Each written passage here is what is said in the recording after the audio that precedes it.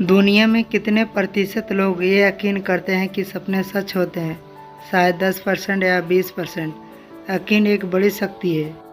कुछ लोगों का सवाल होगा कि यकीन करने से क्या होता है, तो मेरा मानना है कि आप यकीन भी वही करते हैं जो आपके पास होता है। आप अपनी क्षमता के अनुसार यकीन करते हैं, और जो अपनी क्षमता से परे खुद पर यकीन करता है, सफलता उसकी गुलाम होती है। इसी कड़ी में हमारी आज की कहानी है जो आपको मोटिवेट करेगी।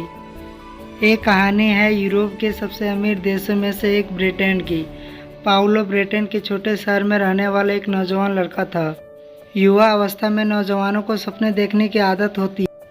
पाउलो भी उन्हीं में से एक था। पाउलो ने सपना देखा कि वह शहर से दूर किसी वीरान जगह जो उसने पहले कभी नहीं देखा था, पर उसने एक खजाने की खोज की। वह रातों रात अमीर बन गया। पाउलो जब अगली सुबह उठा तो एकदम तरोताज़ा था, परंतु वह सपना उसकी आंखों में अभी भी तैर रहा था जो उसने पिछली रात देखा। पाउलो को लगा कि वह हकीकत में वहां गया है।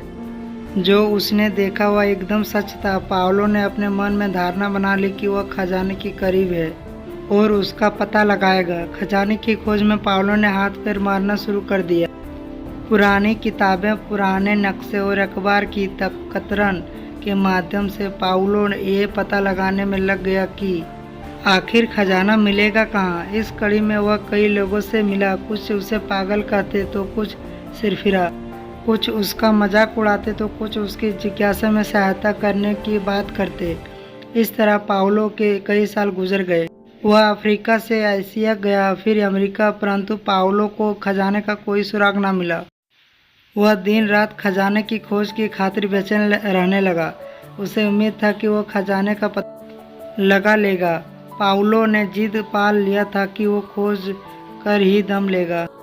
पाउलो 70 देशों की यात्रा कर चुका था, पर अब तक उसने कुछ खास पता नहीं लगाया था। अब वह मिस्र की यात्रा पर था। सुबह का समय, भीषण गर्मी। पाउलो सूरज को घूर रहा था। उसकी हिम्मत जवाब दे दिया था। उसे कुछ सूझ नहीं रहा था कि क्यों किया जाए।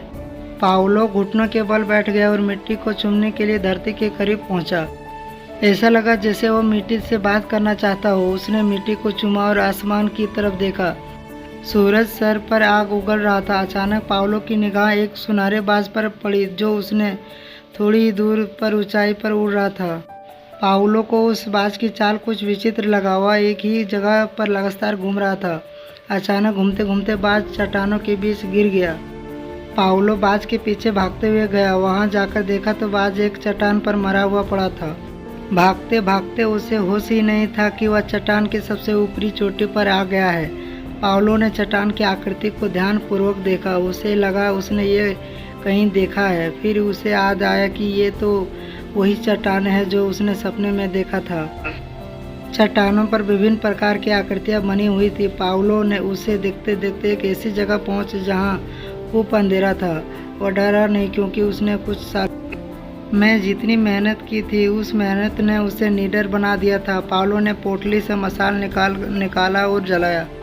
पाउलो के होश का ठिकाना ना रहा जब उसे लोहे के बहुत सारे बक्से दिखे जो हीरे, सोने, चांदी और बेशकीमती पत्थरों से भरे हुए थे।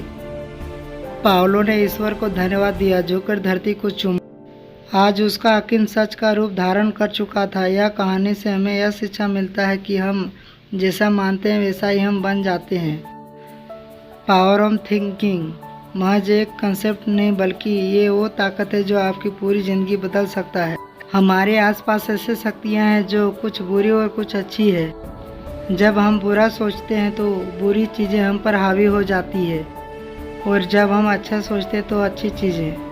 आपकी ऊर्जा का स्रोत आपकी सोच ही है। यह कहानी अच्छा लगा हो तो वीडियो को लाइक और चैनल को सब्सक्राइब ज़रूर करें।